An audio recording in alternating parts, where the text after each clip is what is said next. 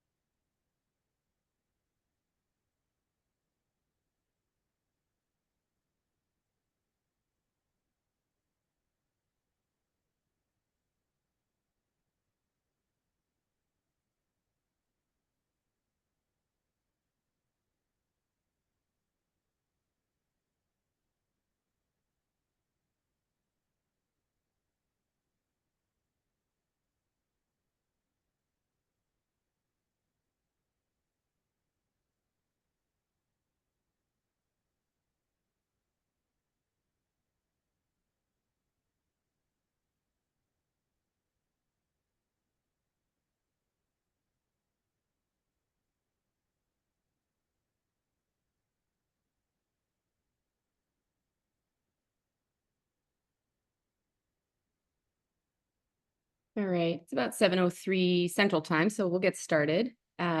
Welcome everyone to tonight's RJOS webinar on knowing your worth and contract negotiations. My name is Carolyn Tuga. I am your moderator for this evening. And the bulk of the session will be led by Emily Ast, who will speak to us about knowing our worth, communicating our value, and negotiating well. We'll then open it up to discussions and questions from the audience before we wrap up in roughly 1 hour. Just to cover some of the objectives for this evening, the webinar in general is designed to help you with, equip you with the knowledge and the tools needed to effectively and confidently negotiate for yourself. By the end of the webinar, we're hopeful that you'll be better able to firstly determine, grow, and exploit your professional strengths. Effectively communicate your value and demonstrate your value at work rather than undermining it. Display confidence in your value through word choice and learn strategies to negotiate in a collaborative manner. We'll also give concrete negotiation tips that can be helpful in a wide range of contexts, from formal negotiations to informal conversations, as well as email. Our speaker for this evening is Emily Ast. As you may have read in her bio, Ms. Ast owns and practices law at Ast Physician Contracts, which focuses on negotiation of contracts and education for physicians and those in the medical field. Emily has experience in charting her own course. In her 10-year corporate law career, she has leveraged her strengths and the value she brings to create arrangements that have worked for her. And this culminated in her leaving her corporate job in 2022 to create her own law practice and consulting company. She is a nationally recognized speaker and has been an invited lecturer for multiple orthopedic and medical organizations that we know. She's passionate about promoting the interest of those who identify as women, both in her law practice, consulting, and volunteer work. In that regard, she is the president of the University of Pennsylvania Alumni Association, from which she is a graduate. And she also sits on the board of the Penn varsity gymnastics teams, where she competed as a level 10 gymnast. She currently lives in New York with her husband, who is an orthopedic surgeon, their 2 sons, and their Labradoodle. So without further ado, I will turn it over to Ms. Ast, who will start her own presentation. Thank you. Thanks so much, Carolyn, for that warm welcome. And thank you, RJO, for having me. And for everyone for tuning in tonight. I'm thrilled to be here and to share this presentation with you all. So I am going to share my screen. Hopefully you can all see this, and we will get going. Yep, looks good. Perfect. I'm going to start with my standard disclaimer. Since I am a lawyer, have to say it.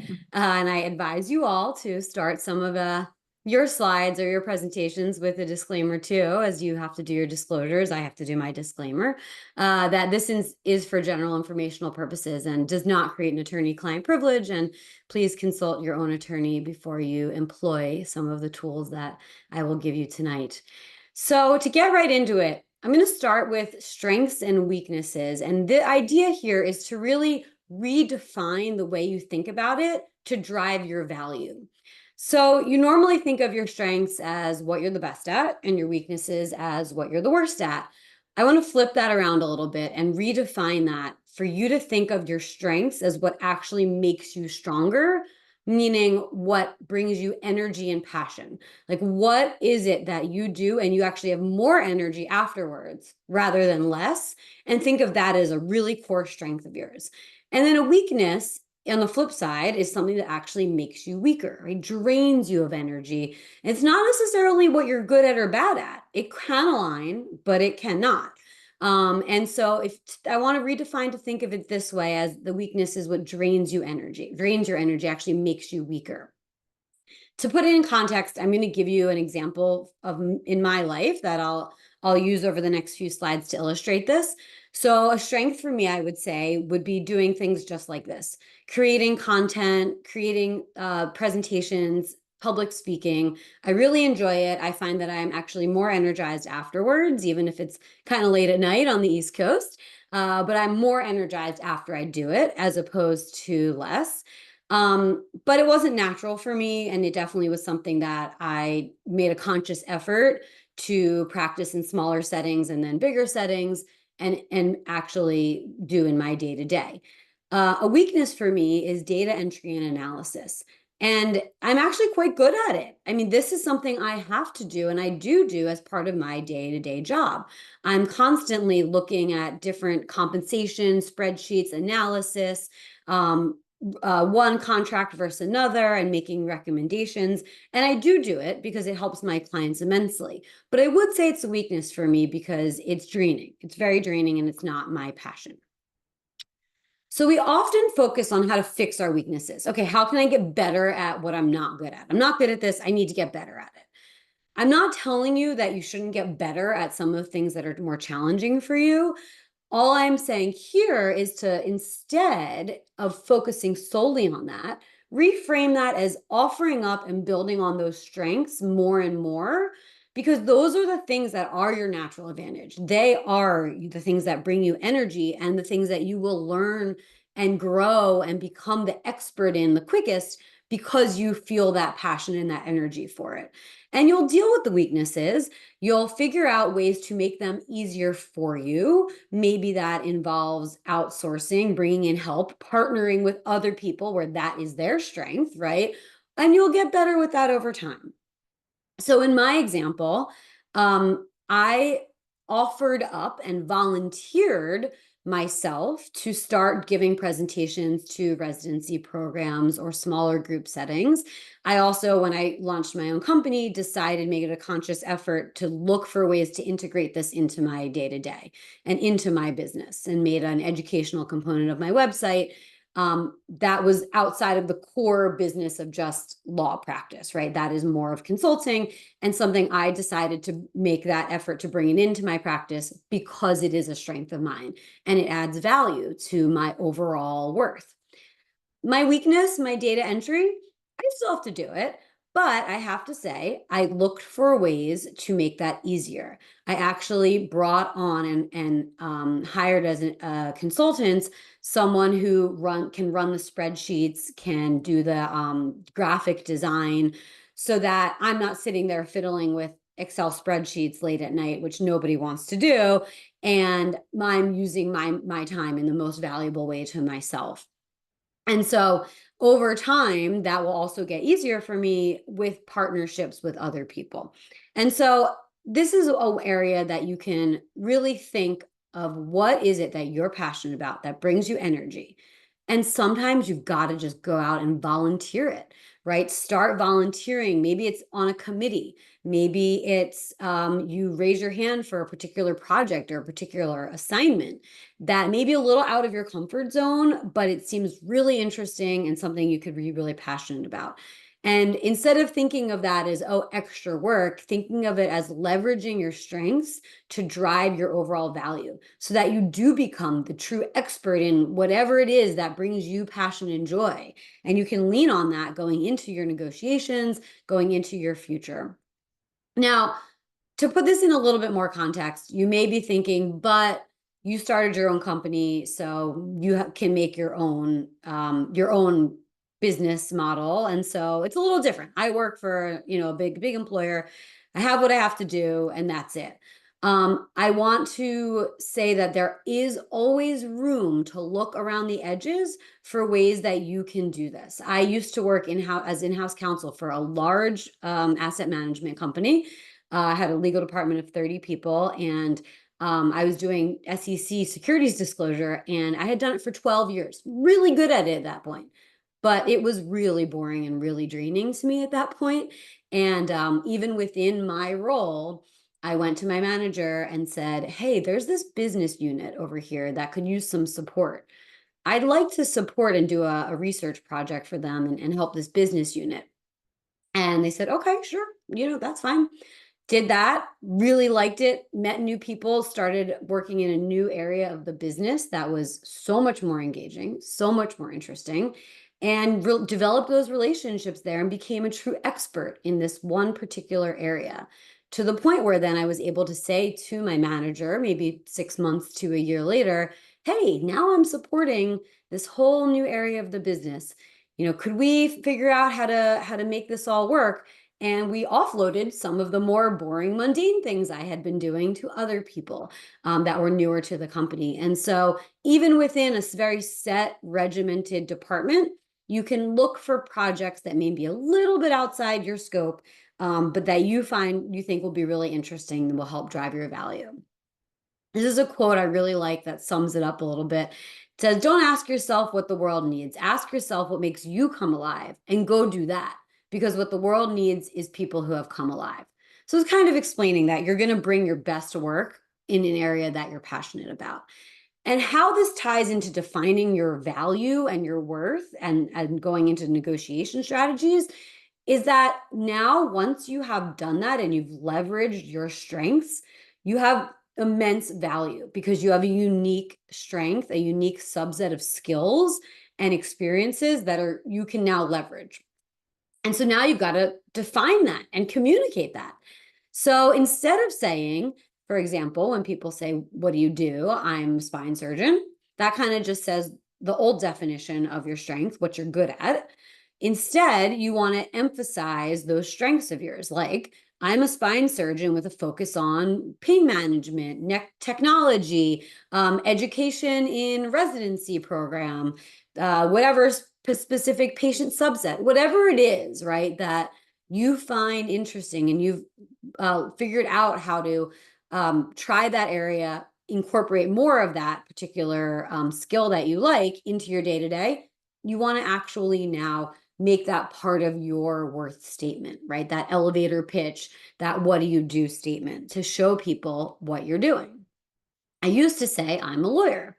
Now I try to say, I'm a lawyer with a solo practice and I specialize in contract negotiation for physicians, as well as public speaking at educational conferences. So now I've really shown my value much more than just saying I'm a lawyer. So far, we've talked about identifying your strengths, thinking about what makes you come alive and how to volunteer yourself for those things so that they can eventually be incorporated into your day-to-day work and bring immense value as you further become an expert in that area. So you're going to incorporate that strength, you're going to offer it up, and then you have to communicate that value. And that's what we're going to talk about next. So communicating your value, there's two elements I like to talk about as far as general communication. One is a confident word choice, and we're going to talk about that in a minute, replacing some ding-dong words with bing-bong words. Also keep in mind that when communicating your value, your tone of voice matters. And so this is where thinking about emotions and the tone of voice in your sentences does matter in broad contexts. So if you say a sentence in a way that says, I'm going to now talk about this, you sound pretty unsure about whether that's really a good thing or not, or how confident you are in that. Versus if you can keep your octave down, it shows more conviction in your statement. So that's one thing that you can do. And then the other thing is actually your word choice. And this comes across both oral speaking and in written emails, which we all do a lot of these days. I think more than probably 75% of my communications are probably by email these days. So it's really important. So I'm going to share some tips. These ding dong words and bing bong words are from Susan Heaton Wright. I have to give the proper credit, who is a wonderful communication expert. I had a privilege of doing a webinar with, and she runs a program called Superstar Communicator. And she gave me permission to incorporate these because they are so good. So these are her ding dong words. I'm going to read them, and I want you to think about how many are familiar to you and how many you use in your day-to-day vocabulary and how it sounds. I just want to say, I'm sorry to bother you, but can I ask a silly question? I know I am not the expert in this at all, but I'm just going to ask the question anyway. Here's what I'm thinking. Does that make sense to you? I think that it could go this way, but does that make sense? Do you know what I mean? I'm really sorry. I'm sorry to ask this again, but I just have this one question. Okay, I'll stop there. I think you get the point. These are words that are qualifiers, right? They are like putting up a defensive mechanism, a hedge in case you are wrong or someone doesn't agree with your statement or doesn't like your statement. And so while they can be effective to do that and to hedge your statement, they also really undermine your value because they undermine the conviction of what you're saying. They make it seem like you're not so sure here. So why should anyone else care? Why should anyone else value your statement that highly if you're saying it in a way that makes it clear you're not so sure? You're not so sure about that statement. And so these can lead people to not take as seriously your statements and not allow you to display that value that you're really bringing to the table. So the swap here is to remove these words. And like I said, by oral or by email.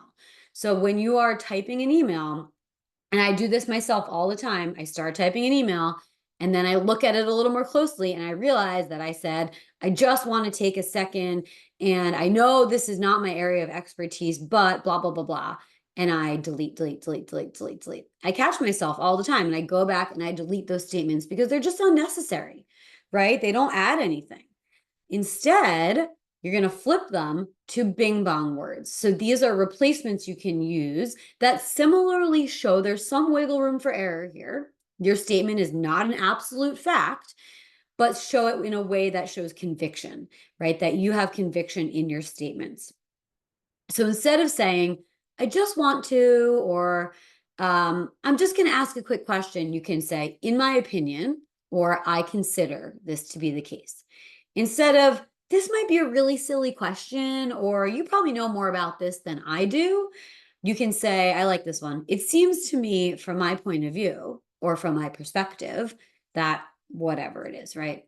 Instead of saying, does that make sense? Like, say you do a presentation or you make a statement, instead of at the end saying, am I making sense? Does that make sense to everyone? You can instead say, what questions do you have? Or I'd like to hear your input.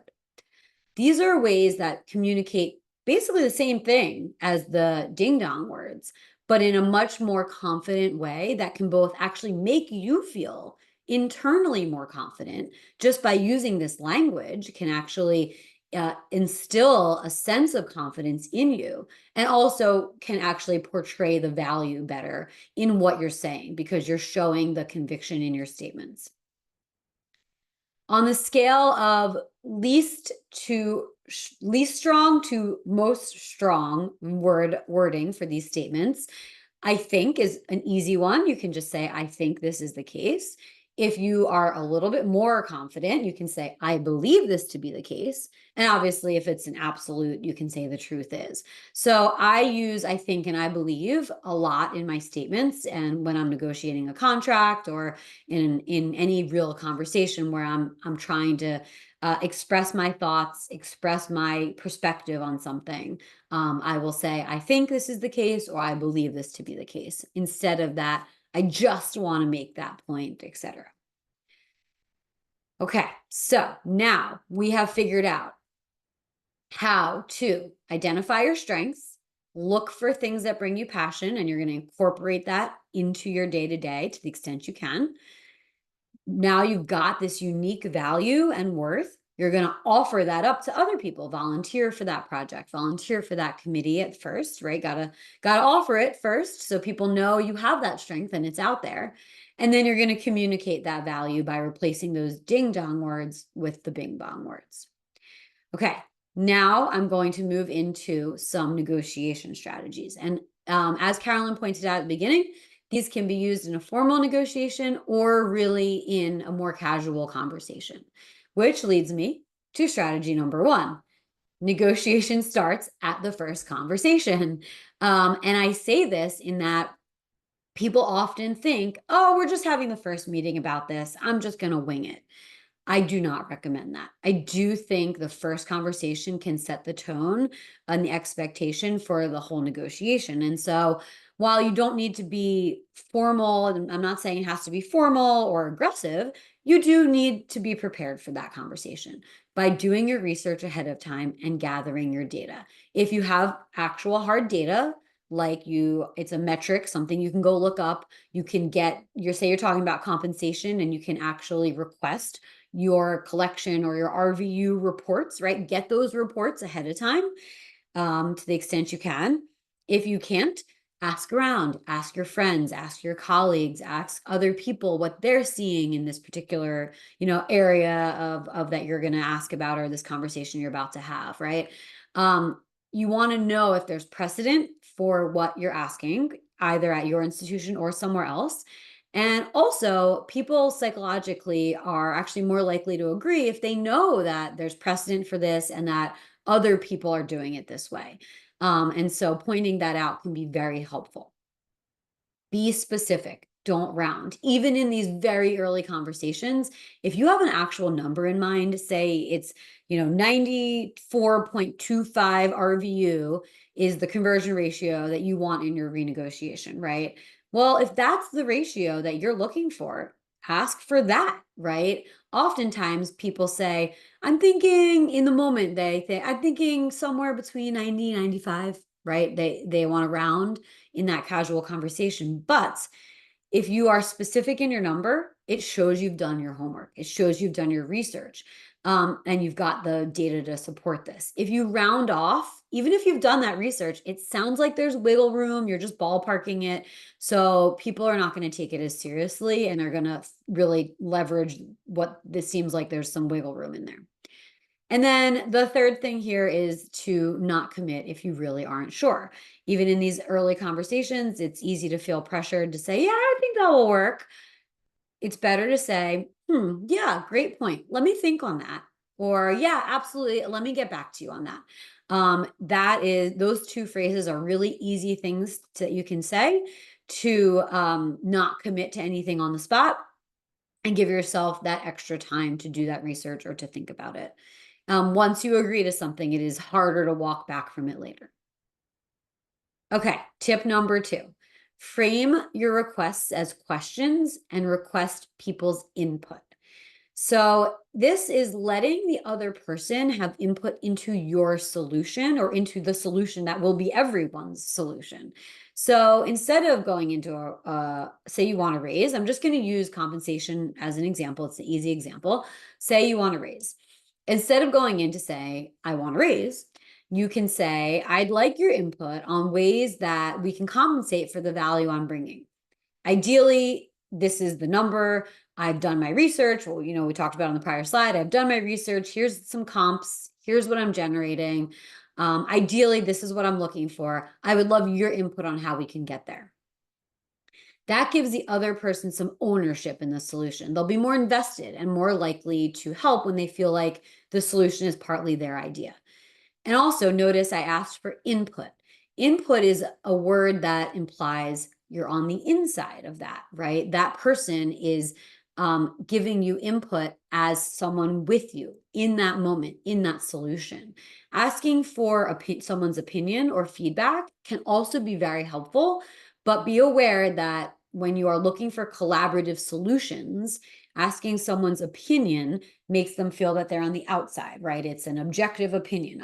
I'm looking from afar here and I'm giving my opinion. Versus if you're asking for someone's input, they're leaning into that. They're in that to help you. And so that is a good way to frame your questions, that maybe instead of asking it as a straight question, I'm sorry, instead of asking it as a request, to ask it as a question with asking for input on everyone's ways to get to the solution that you're looking for. And on that note, when you're going to be asking these questions, it's really helpful to add the word because to show why it matters. Adding the word because to a request or a question actually makes people more likely to agree, even if you don't add a whole lot of extra information with that because. There's actually been some psychological testing that when people hear because blah, blah, blah, blah, they almost just think, okay, there's a real reason behind here. And so it can make people more open to hearing what you have to say. Even better if your because is a real reason, because you've done your data, you've got those other information or comparable data and precedent, right? And so if you can add this matters because I have seen this scenario before, and this is what happened when my friend was there for this many years and blah, blah, blah, blah, right? Or this raise matters because I'm driving this much value for the organization, and here's what I'm collecting. And we want to make sure that the institution remains competitive and is in the industry standards, right? So that because is going to show why it matters practically, and will add that extra element of someone taking what you're saying seriously and understanding where you're coming from. When it comes to compensation, since I did use that as a good example, I want you to consider all currencies. People get very hung up on the fixed salary component. And while that is important, of course, that's important. When people go into some of these negotiations, they think I'm only focused on that one number.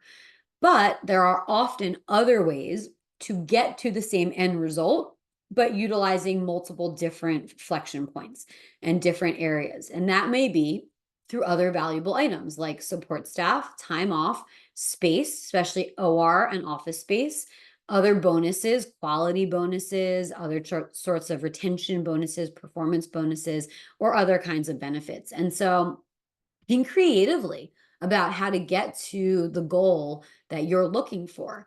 And if it is higher compensation, maybe you get a no when you ask for a salary raise.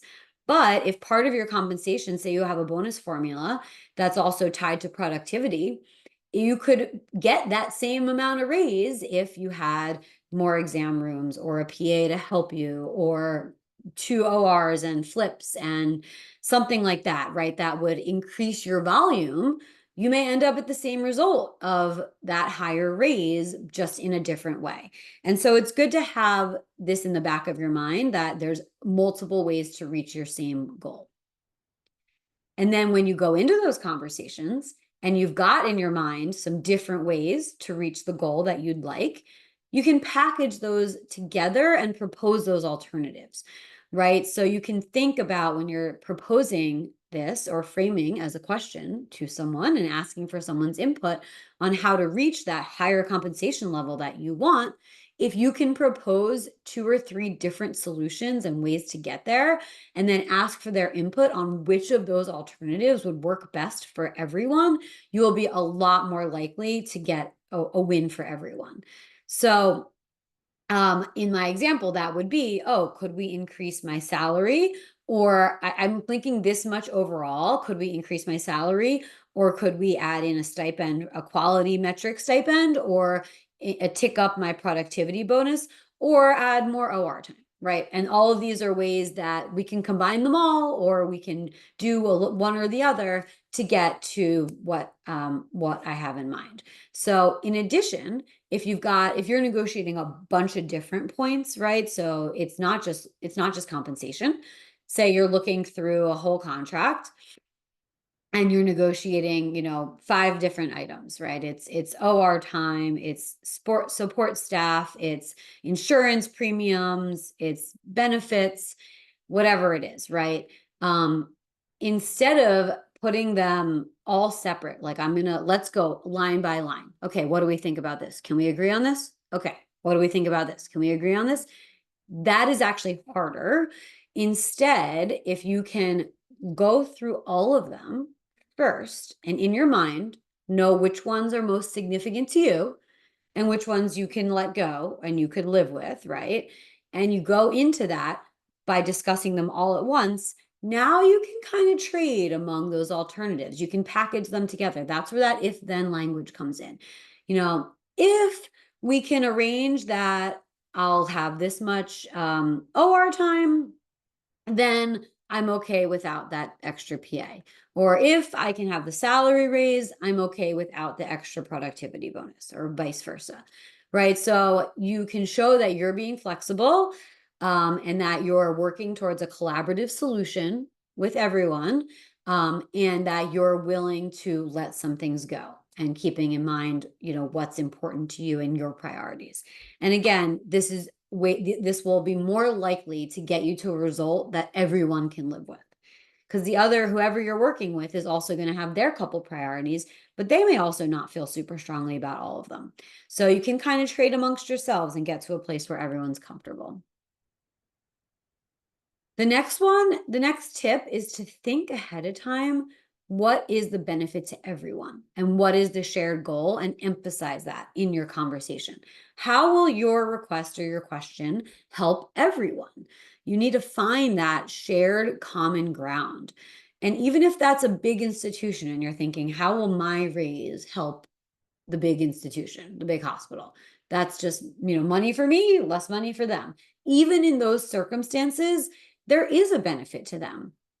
Increased amount will help align your incentives, make you that much more dedicated and want to stick around longer and work that much harder. So from an employee retention standpoint, there's immense value in making sure that compensation is showing the value of people's work and in line with other industry standards.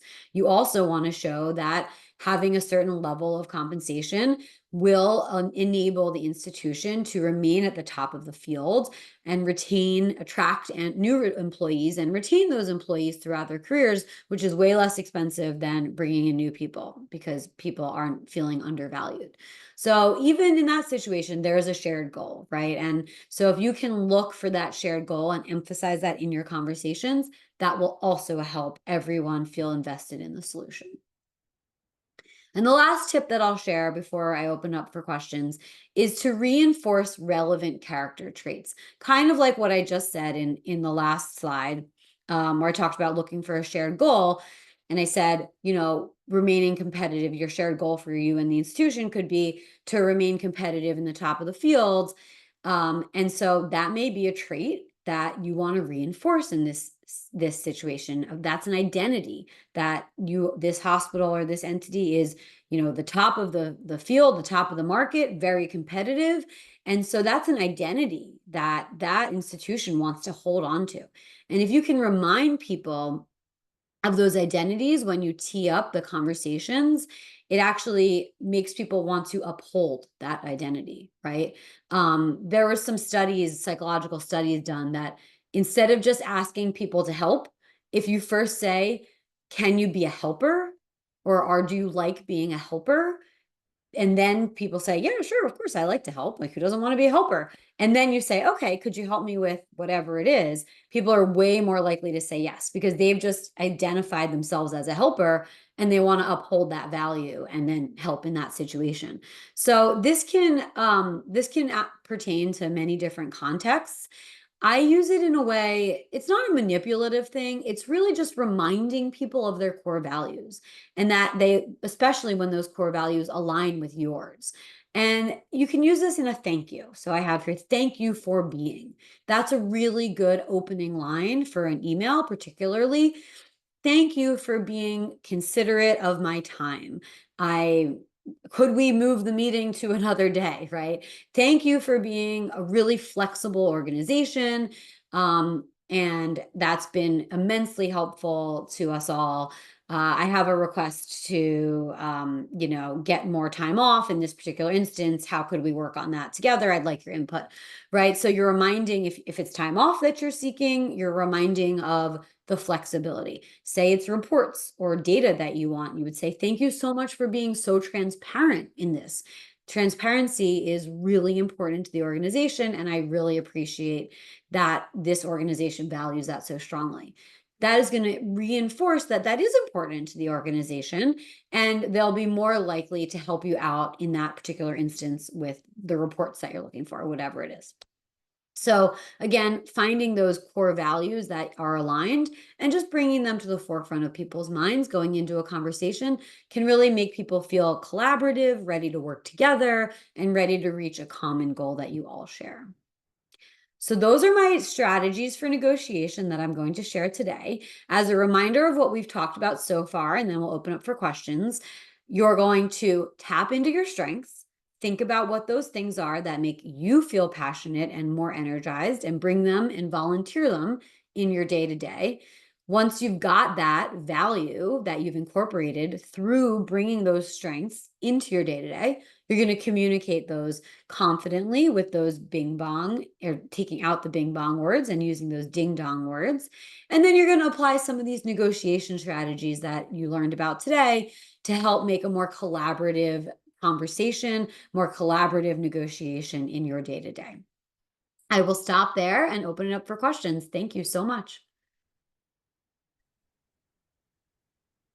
Thank you so much, Emily. That was a great presentation. For questions, put them in the Q&A box when you have them. And then we can kind of answer them as they come in.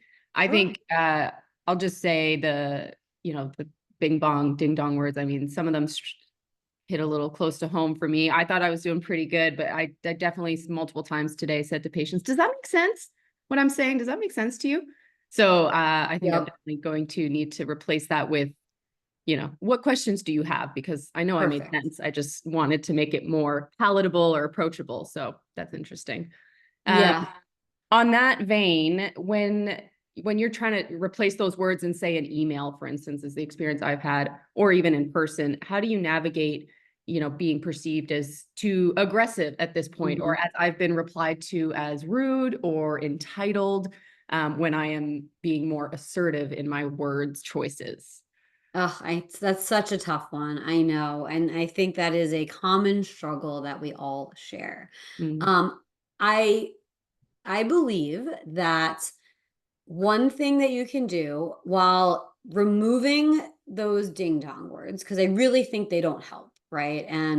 But at the same time, showing appreciation, showing consideration in your language at the same time is still using some of those bing bong words. So you can acknowledge other people's beliefs and thoughts so that you don't seem like you're trying to steamroll the whole conversation or the whole, right? So before or after you say, I believe, or in my opinion, here's what I think, say, I appreciate, your thoughts or on XYZ or your beliefs in our prior conversation. Thank you for sharing that.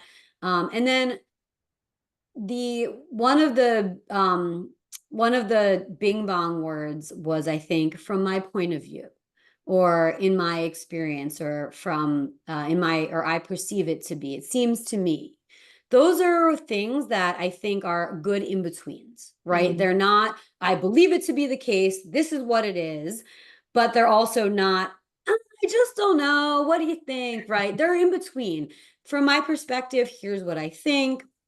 From my point of view, those sort of things can soften a little bit, whilst I think maintaining your conviction. Okay, awesome.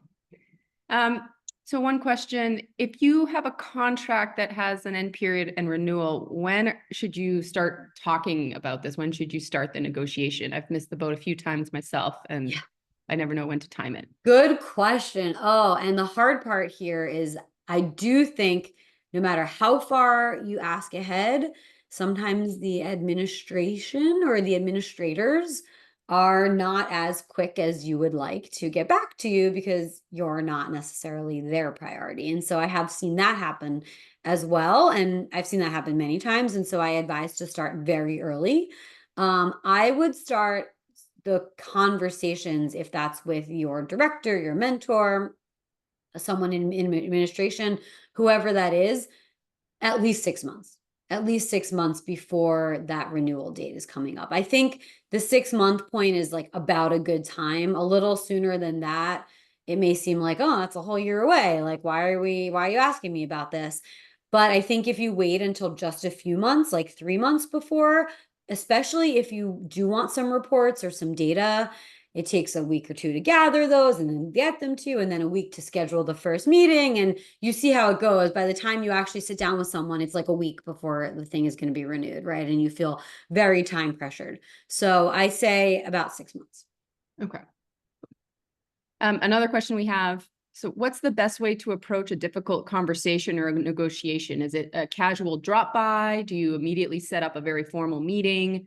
And how do we not put people on the defensive right out of the gates? That's a good question. I do like to give people some advance notice of that I'd like to speak about something.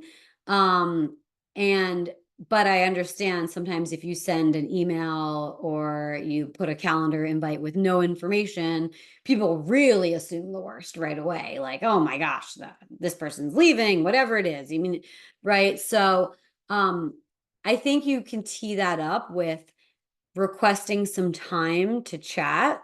And I like to use the word chat sometimes so that it doesn't seem so offensive as far as and aggressive. So, do you have a quick moment to chat? I'd like to run a few things by you, or I'd really like your input on a couple things. And so I think it's better than just a drop by. Now I'm going to get into a really tough conversation and people feel blindsided. I don't think people like to feel blindsided. They like some, bit of warning. If you are comfortable sharing in a casual way a little bit about the topic of what you're going to discuss, I'd really like your input on something very general, but this general area. I think that is helpful so that people don't automatically assume the worst. And then by the time you walk in their door, they're on the defense already because they think it's something catastrophic. If you're really not comfortable, just at least saying, I'd like some time to chat, I'd like your input on a few things, can be a softer way maybe to request that time. You're on mute. I can't hear you. Sorry, someone had knocked on my door. So when negotiating for a salary, is it better to ask for more than you want and negotiate down? Or, when you talked about those specific metrics, should we round up and then hope for a little less, or just go straight for the number? I would start a little higher than what you ultimately would be comfortable accepting. I think you always want to think about what is your goal, what is your threshold in which you're willing to walk away, and what's in the middle, right? And I do think you should go into those conversations with the higher number, in mind. I would say if you have an absolute goal and you're comfortable asking for that, absolutely. But say it in a way of, here's what I have in mind. How could we find ways to get there? You're knowing that you'll be comfortable with something less. But I think if you, and obviously you got to have the data or the comparison to back that up, right? If you're I wouldn't just throw out a high number without the because part of that, because here's why it makes sense, here's why it matters, all those things. That if you don't have that, I wouldn't then, and you really just want to like throw out a number and see what happens, then I'm not sure I would go for your very top number, right? Then you got to go somewhere maybe a little higher than what you ultimately can live with, but I wouldn't go for the top unless you've really got the support and the justification for it. Otherwise, I would say somewhere between that middle and that top that you really want. Okay. And is there any ballpark number or percentage, like 10%, 20%? I mean, or is it just, you kind of have to suss it out? Of what? Of how If much you, of let's a say a raise? salary, like do I overshoot by 10, 20% to Oh, oh, I see what or you're saying. too variable? Oh, that's really variable. I don't think I can give a percentage. Okay. Um, and then, a lot of times, some of us work in, academic centers or big institutions that really doesn't seem like there's any wiggle room or that there's any, especially as a new grad, they basically tell you, here's your contract, sign it. We're not Yeah. doing anything different. How should we approach that, especially as new employees Yeah. in the workforce? Yeah, I do face this a fair amount with my clients. I do a lot of people's first contracts out of fellowship, and you are told that a lot. And what I recommend there is it's still worth it to ask for those things and have those conversations about the things that would best set you up for success or that you are seeking in this position. If you get a hard no on the contract, like we can't put that in the contract, if it has been something that has been discussed in conversations, your next bet is to see if they are comfortable putting something in a schedule or an appendix at the back. Like, so say it's your particular office locations and some sort of retention bonus or whatever it is, right? And they've told you on the phone, oh, yeah, we give that, we'll give that, we'll think about it, but we're not willing to put it in the contract, right? I get that a lot. I very rarely get, this is absolutely it. You cannot have a single say, even in your location, your work schedule, whatever. This is it, take it or leave it. I usually get, we can't change the contract itself. But in the physicians' conversations, they've been told, oh yeah, we'll do it this way, and everybody gets that benefit, and blah blah blah blah, right? And they've been told a bunch of things. So you can ask, and you can put that in like a schedule in the back, like an exhibit A that has additional terms only for you. That allows the institution to still say to everyone, we don't change our contract. Our contract is the same for everyone, right? While still accommodating some of those things.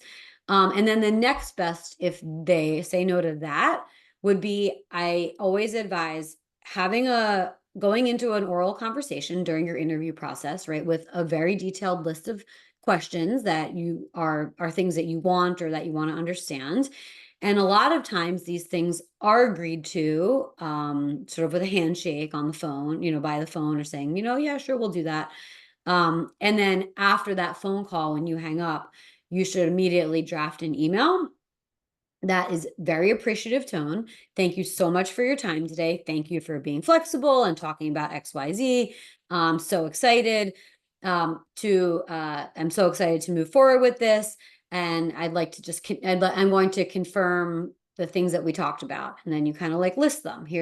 We talked about this, that, thank you for this. Thank you for agreeing to do this for me. Thank you for my schedule being whatever, and then you send that as a sort of thank you follow-up email, but it actually has the terms of what you've just discussed on the phone.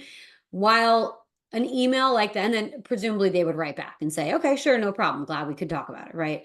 So while not legally binding, at least that is in writing. You have a leg to stand on. If something is promised and not followed through on later, you can go back to that email and point out that you had absolute, consent on whatever it was. So that's sort of your next best thing. And that can get you pretty far, if you get there and there's some sort of a bait and switch that happens or whatever on that, you've got that writing in your pocket. Yeah. Okay. How about, so speaking of sort of new grads, or let's say a resident or a fellow, you're looking for your first job, you're starting these negotiations. When should that be all lined up? Like, how long does this process typically take? Sure. It does vary, but most typically, in people's fellowship years, I'd say people are looking and doing interviews through the fall and through the fallish now into the winter. Usually looking around and maybe interviewing with a couple different places. And then once you narrowed it down, right, and you're moving forward with somewhere, that's usually, I see that anywhere between January to Marchish, would I'd say be the most common time when those interviews start to formalize into, real offers and contracts being offered. The contract negotiation process can take between a week if you really need to get it done, maybe 2 weeks. Weeks may be a little aggressive, but maybe 2 weeks to I've seen maybe 3 months total where there's some back and forth. So it kind of depends on the situation. But generally speaking, if you review it or you have an attorney review it, that might take, well, first you'd probably, that might take about 1 to 2 weeks. Then their counsel or their administrators would look at any changes that you may have.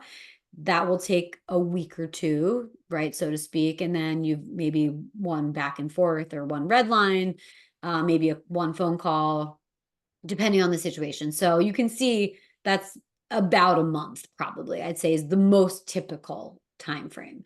I am the busiest, I'd say, right around the academy and after the academy, because people are having those final conversations, getting things locked in, and then they come back from the academy and it's March, it's April, and they feel like the summer is around the corner and they want that lined up. So I'd say if by the going into the summer, you still don't, aren't settled on something, it's time to really buckle down and get something lined up. But I mean, I have had people into like June, July, still negotiating their offers for starting in September. So it's not, it's not all is lost if you don't have something lined up by then.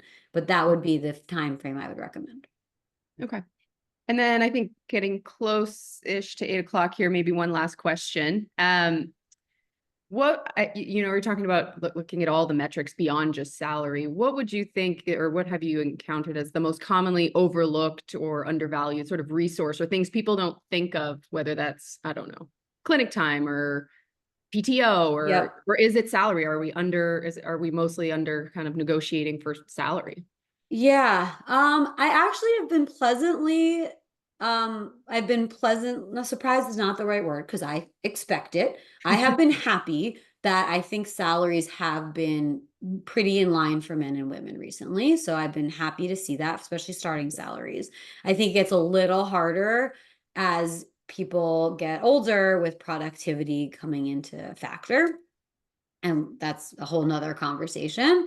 But I think as far as compensation, I think the under looked items are people focus on that one salary and they don't ask about things like signing bonus, moving expense reimbursement, how much are they going to pay for CME, business expenses, your cell phone, your computer. If you're driving between multiple offices for your job, some places will reimburse your mileage or pay for your car lease.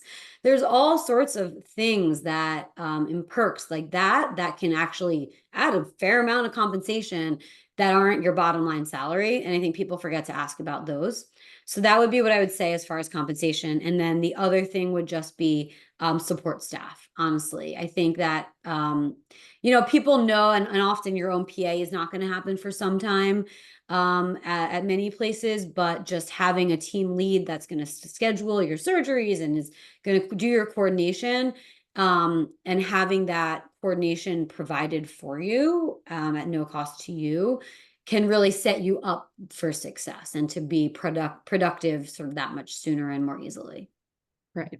Yeah, definitely. All things I wish I had heard about 5 years ago. Okay. Well, I think, 7:55 here in Kansas City. I think we've got most of the questions answered. So I just wanted to thank you very much for this webinar. Very informative. It has been recorded. So if anyone feels like they haven't jotted down everything they needed to know, you can revise it, revisit it. And I certainly will come next year when I renegotiate my contract. Perfect. Thank you so much. I really appreciate the time. I loved being here with you all, and thank you. Thank you so much, Emily. Thanks. Good night. Good night.